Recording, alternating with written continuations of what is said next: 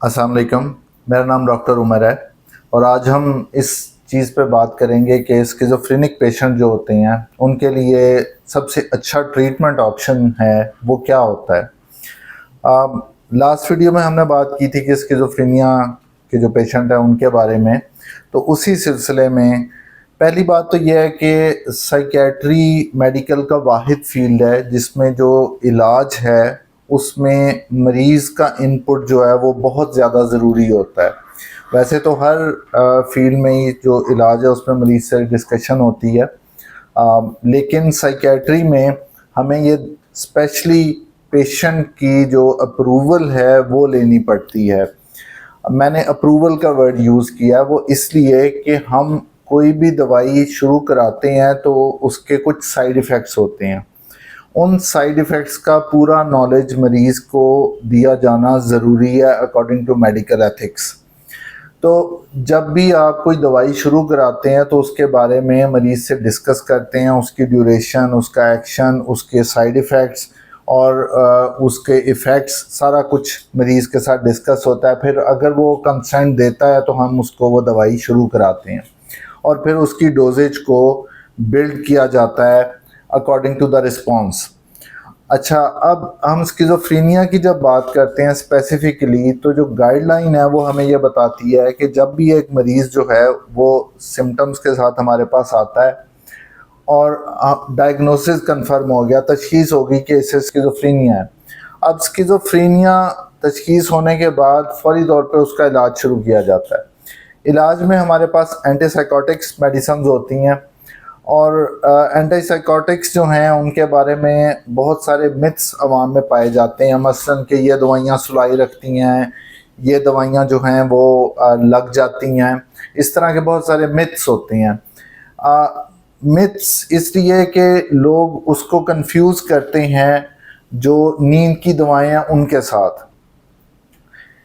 As it is जो antipsychotics हैं उनमें से कुछ का साइड इफ़ेक्ट जो है वो नींद ज़रूर होता है, लेकिन ये नींद की दवाएं नहीं होती। एक बात।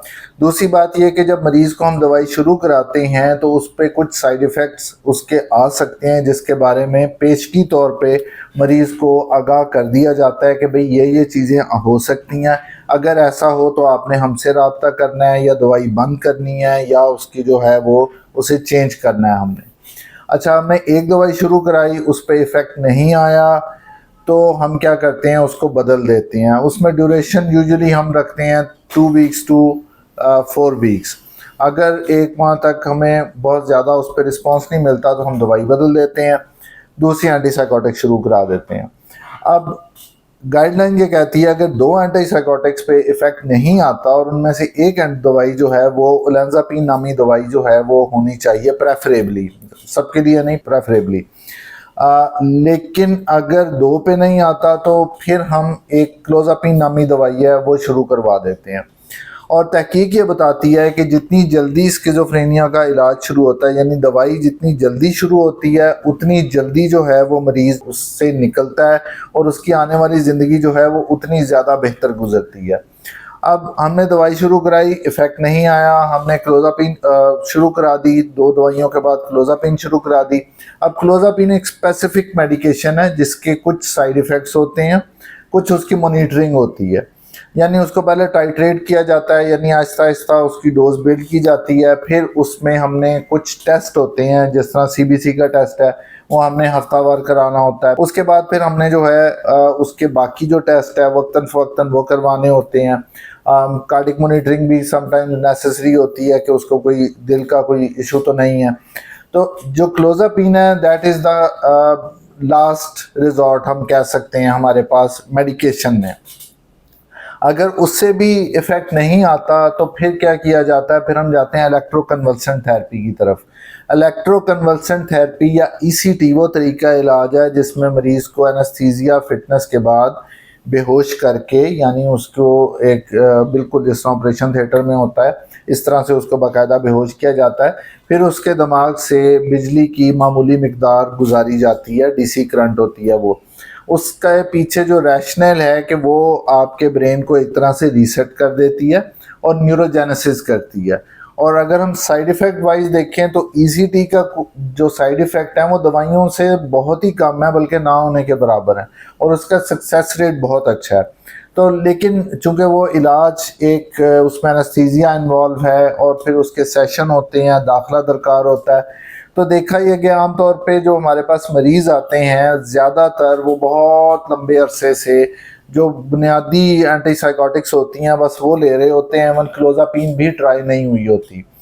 जो करने का काम है वो ये है कि अगर इस तरह का कोई मरीज़ आपके पास आपके इर्द गिर्द है जिसको आप जानते हैं, जिसको दवाई की ज़रूरत है, तो उसको इस बात पे कायल करें कि वो ट्रीटमेंट जो है वो लाजमी ले स्किज़ोफ्रेनिया की, क्योंकि ट्रीटमेंट के साथ जो है तकरीबन 70 to 80% पेशेंट जो है वो बिल्कुल ठीक हो जाते हैं और ठीक रहते हैं। एक चीज़ इसमें जो काबिल तवज्जो है वो ये है कि जितने भी मरीज़ हैं, जो फ़र्ज़ करें कोई 5 मरीज़ हैं स्किज़ोफ्रेनिया के, तो हर मरीज़ पे डिफरेंट दवाई इफ़ेक्ट करती है। फर्स्ट एंटीसाइकोटिक भी जो है वो हर मरीज़ के लिए अलहदा से होगी। एक चीज़ होती है जिसको कहते हैं साइकोजेनेटिक्स या फार्माकोजेनेटिक्स कहते हैं। फार्माकोजेनेटिक्स से मुराद है कि हमारा जो बदन है वो दवाई को किस तरह से रिस्पॉन्ड करता है। कुछ लोग जो हैं उनको आप हल्की सी भी मेडिसिन देते हैं तो बॉडी बहुत स्ट्रांगली रिएक्ट करती है, उनको बहुत ज़्यादा साइड इफ़ेक्ट आते हैं, कुछ को जो है वो ना होने के बराबर साइड इफ़ेक्ट आते हैं। तो ये हर इंसान एक अलहदा से तख्लीक है और हर इंसान का जो रिस्पॉन्स है वो हर दवाई पे डिफरेंट होता है। तो स्किज़ोफ्रेनिया की कोई एक ऐसी जनरलाइज्ड दवाई नहीं है जो सबके लिए जो है वो एक ही तरह से असर करे, ये चीज़ समझने की ज़रूरत है। बहरहाल अगर आप समझते हैं कि किसी को ज़रूरत है इलाज की, तो उसको फौरी तौर पे जो है वो साइकियाट्रिस्ट से, अपने करीबी साइकियाट्रिस्ट से रब्ता करना चाहिए। अपना ख्याल रखें।